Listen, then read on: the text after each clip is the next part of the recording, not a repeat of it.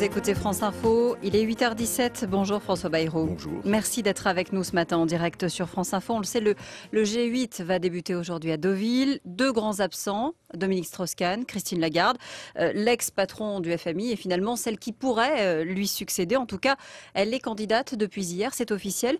C'est risqué ou pas, François Bayrou? Il y a deux questions.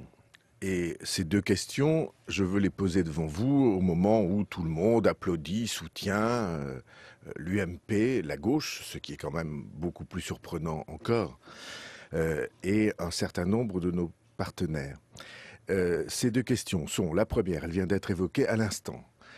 Madame Lagarde a été l'objet d'une saisine, enfin, a été l'objet d'une saisie de ce qu'il y a de plus important comme justice dans la Cour de justice de la République.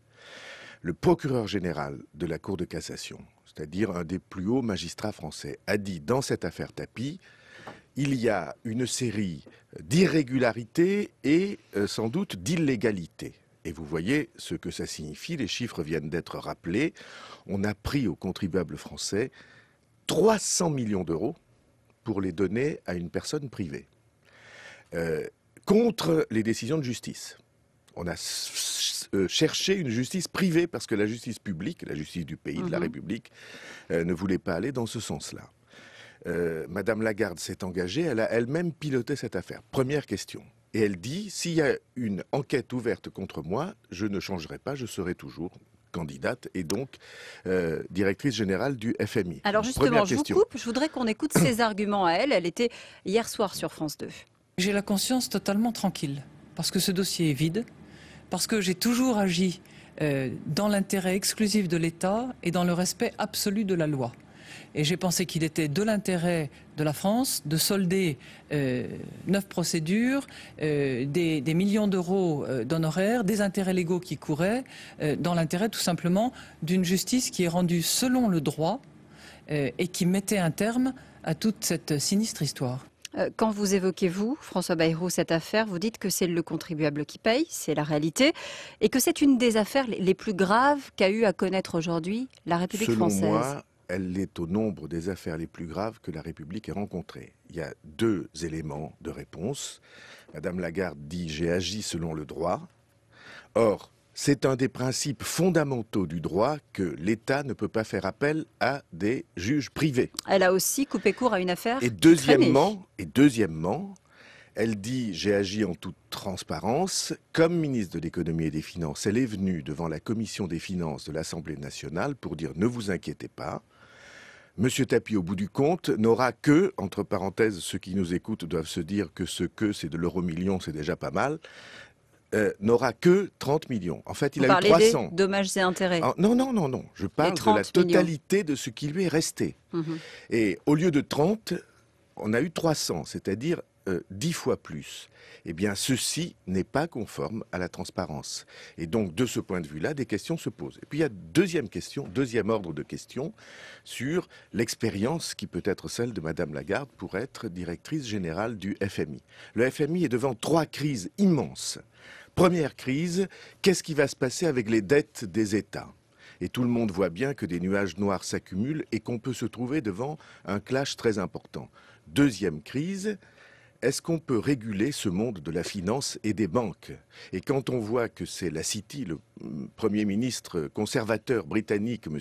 Cameron, qui est le premier à la soutenir, naturellement, on voit que la politique... C'est la France qui a poussé. Non, mais oui, la France pousse, mais moi je regarde ça du point de vue des crises du monde. Et troisième grande question, qu'est-ce qu'on fait par rapport à la Chine? Tout le monde sait que la Chine concurrence de manière déséquilibrée, vous voyez que je choisis des mots extrêmement prudents, de manière déséquilibrée la totalité des économies du monde libre parce qu'elle a une monnaie qui est totalement sur une fausse valeur, sous-évaluée. La Chine qui fait savoir d'ailleurs ce matin qu'elle n'est pas forcément très favorable à cette candidature, de manière diplomatique. Ceci, pour moi, pose une question d'expérience. Jusqu'à maintenant, les directeurs généraux du FMI ont tous été des personnalités qui avaient une autorité et une expérience personnelle pour résoudre ce type de crise. Et pour moi, c'est une question et une interrogation. Donc, je ne suis pas dans l'espèce de consensus Et c'est absolu une erreur de qui se est en mettre train... sur la ligne de départ aujourd'hui pour Christine Lagarde? Elle Non, prend un mais risque? que Madame Lagarde se mette sur la ligne de départ, elle en a tout à fait le droit. Mais que arrivent des soutiens qui sont pour le moins curieux. Le Parti socialiste a porté plainte contre Madame Lagarde devant la Cour de justice de la République il y a 3 semaines. Et aujourd'hui, le Parti socialiste et ses principaux dirigeants la soutiennent. Quelle est la logique de tout ça ? Quelle est la cohérence? Comment vous voulez que les gens s'y retrouvent? En tout cas pour moi, c'est une interrogation et je ne me joindrai pas au cœur des ovations. Il y a une autre affaire qui préoccupe les Français en ce moment, c'est l'affaire Georges Tron. 6 affaires il y a, puisque 2 plaintes ont été déposées contre lui. Il y a une requalification des faits depuis hier soir par le parquet pour non plus harcèlement sexuel, mais pour non plus agression, harcèlement, mais agression sexuelle et viol. Vous pensez que en l'état, cette affaire va embarrasser le gouvernement et que Georges Tron devrait peut-être se mettre en retrait? Je n'ai aucune idée de ce qui s'est passé. J'ai vu, comme vous, une page de journal et rien de plus. Et donc, tout le monde a parlé de présomption d'innocence, au minimum, qu'on respecte cette prudence-là. Quant au reste, à la question qui vient après, à l'esprit des journalistes et au vôtre, j'en suis sûr, c'est est-ce qu'il faut continuer à soutenir ces campagnes de dénonciation? Est-ce qu'il faut... Bon. Ma ligne est très simple. Et elle est réglée non seulement par les usages, mais par la loi. En France, vous avez 2 lois. Il y a une loi qui protège la vie privée.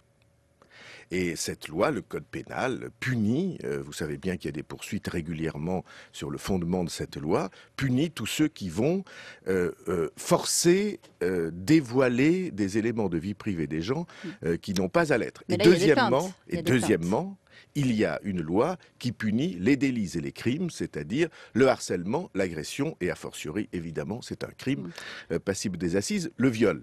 Eh bien, il faut respecter cette loi-là. Il y a des enquêtes. On a la chance en France d'avoir un système judiciaire que tout le monde décriait il y a quelques années. Et je suis heureux de voir aujourd'hui que le juge d'instruction, au fond, ça apparaît aux yeux des Français ayant vu ce qui se passe aux États-Unis comme une institution et un magistrat équilibré et utile. Et donc, laissons faire ces enquêtes.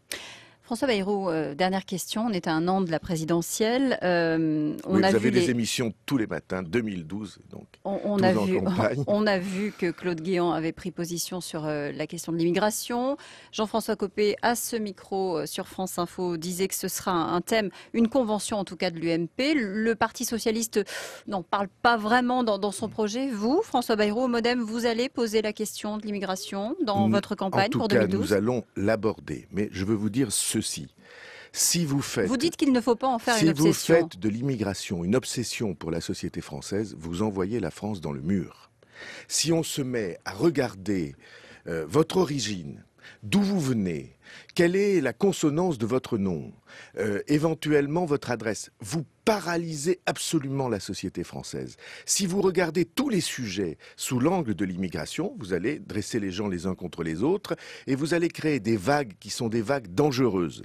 Donc, traitez de l'immigration, mais il est inacceptable et insupportable d'aborder tous les problèmes sous l'angle de l'origine des gens. On est un pays...